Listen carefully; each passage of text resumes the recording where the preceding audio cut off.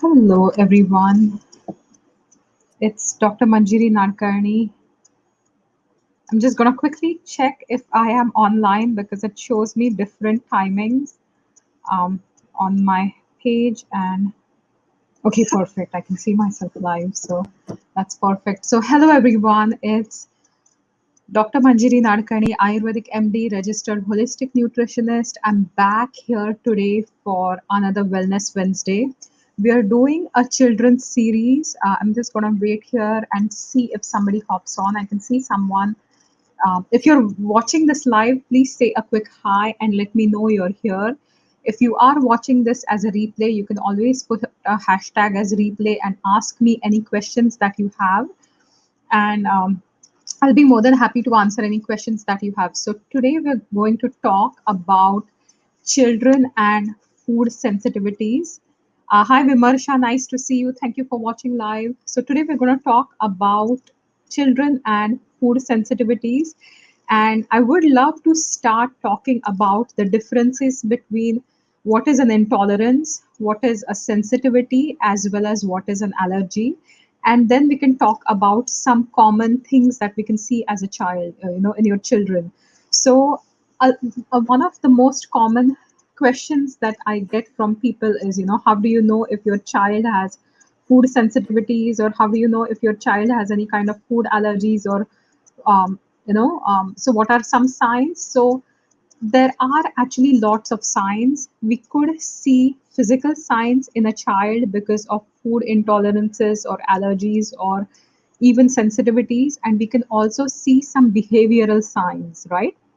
So you can see physical signs like diarrhea, you can see physical signs like constipation, you can see sometimes nausea, you can see a lot of aches in the stomach, or just feeling uncomfortable with themselves. So there are lots of physical signs. There could be bloating, there could be gas, sometimes vomiting, also heartburn in children, which is not very common. Headaches are another very common sign that I've seen in when I'm testing young kids for food any intolerance or food allergy. So these are some signs, but then we can also see behavioral signs. So sometimes, a child just feels wound up and wired and cannot stop. Or sometimes, children just start jumping up and down, or displaying a lot of anger out of the blue.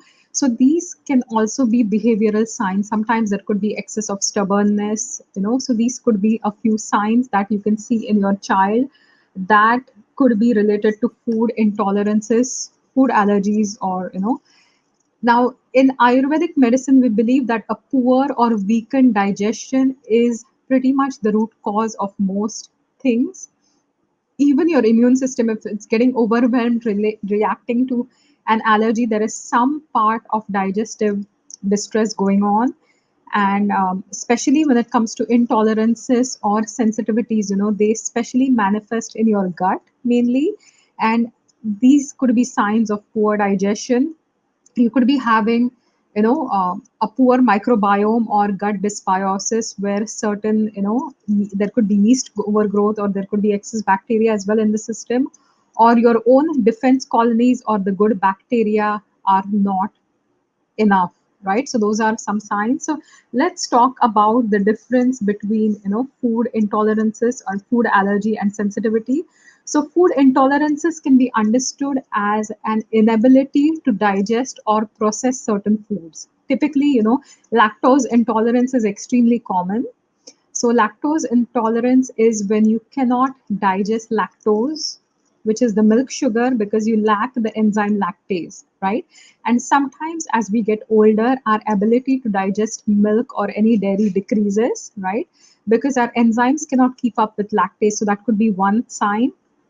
So research has also shown that about 35% of the world can digest lactose beyond the age of 7 and 8. So this is a lactose intolerance, right? So it could result into bloating or diarrhea, or sometimes even constipation. And avoiding lactose works really well if it's an intolerance to lactose. Similarly, you could have an intolerance to gluten, where you get a lot of digestive signs by ingestion of gluten, right? But you don't have an actual celiac disease, which is characterized by a lot of destruction in your gut mucosal lining. So those could happen as well. Now, when it comes to a food allergy, right, a lot of the times when we talk about a true allergic reaction, your body's immune system is attacking something, right? So your body's immune system is trying to identify a harmless substance as an invader and creating symptoms to destroy it, or to work against it. An example could be, life-threatening conditions caused to allergies of peanuts or seafood, right? So sometimes your blood sugar pressure drops, sometimes your breathing fastens, sometimes your throat starts to shut. So these are all signs of a true allergy. And again, allergies can be categorized into different kinds. Anaphylactic allergies are the most severe ones, but there are other kind of allergies as well. Sometimes you could have a lot of rashes or breakouts. You feel like passing out. There could be facial swelling. So there could be lots of different manifestations of even an allergy. Now, food sensitivity is after eating certain foods, you experience signs that are not really typically an intolerance.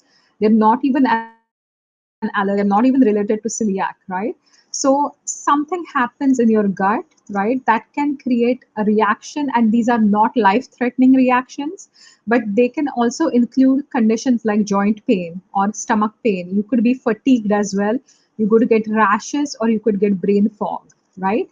And if you are seeing any of these signs, if you're seeing signs where a child cannot concentrate, or they're having brain fog, if you ask them the same question 3 4 times and they're not sure how to respond, or if they're getting rashes out of the blue, or if they get a lot of stomach pain or joint pain, right, which is not related to any growing pains, so that could also be related to a food sensitivity, right?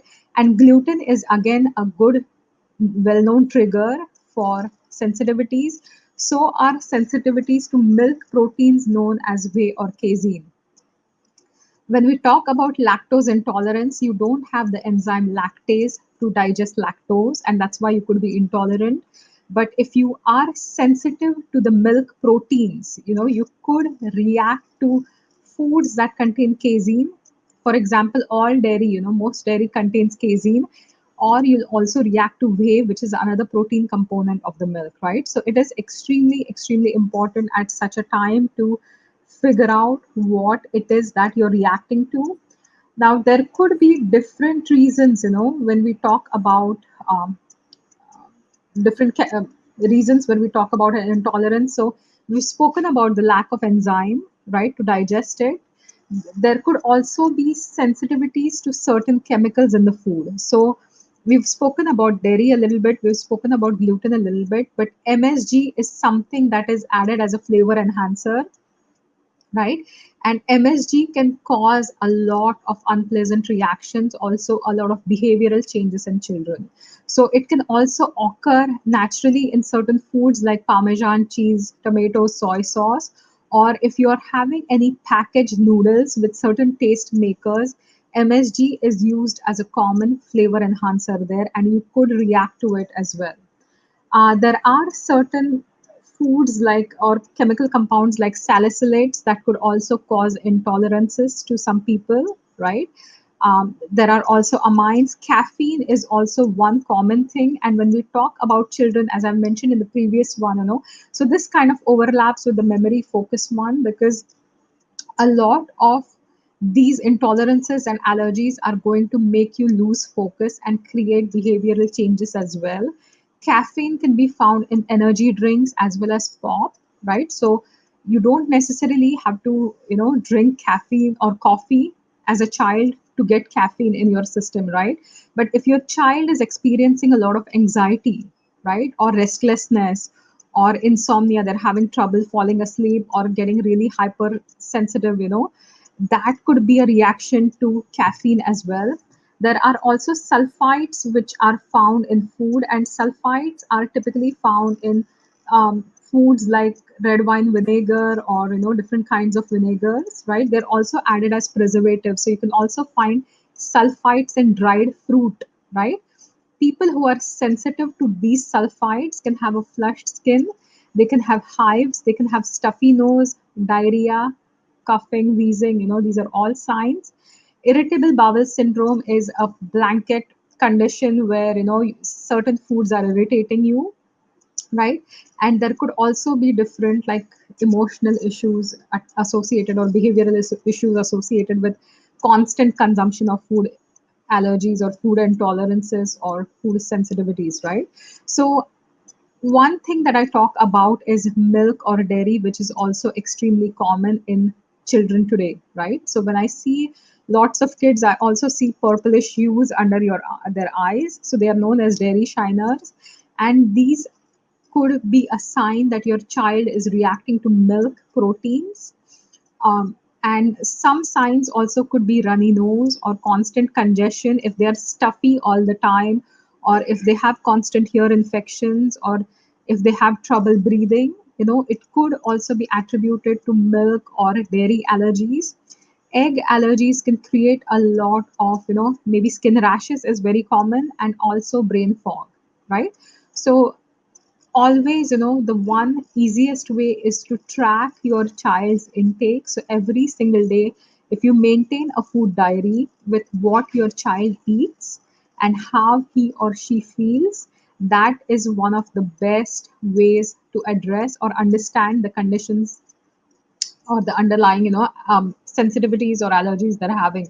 So please, like, take some time to track their diets and make sure you're not giving them foods that are harming them, right? Food is one of the most powerful things we can use in the world. Food, I call it a double-edged sword, right? So if you use it wisely, it can cut through any diseases and keep you extremely healthy.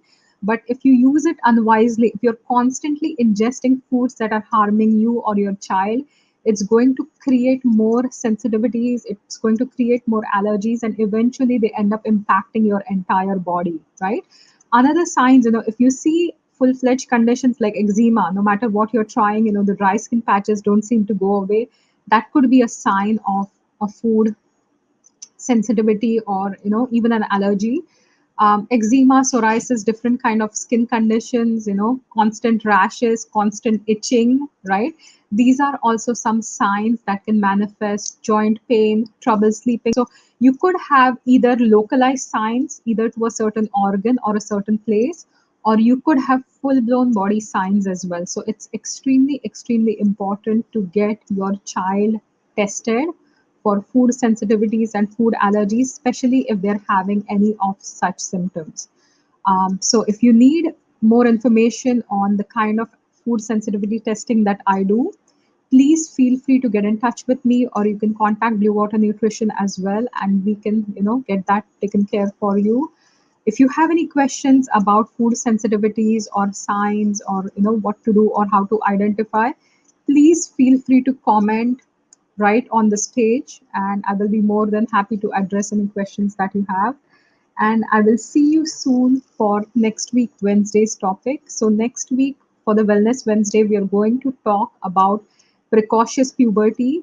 So we are seeing puberty way earlier in children, sometimes as young as 8 or 9 years of age. And that can also lead to a lot of challenges in the kids, right? So we're going to talk about precocious puberty.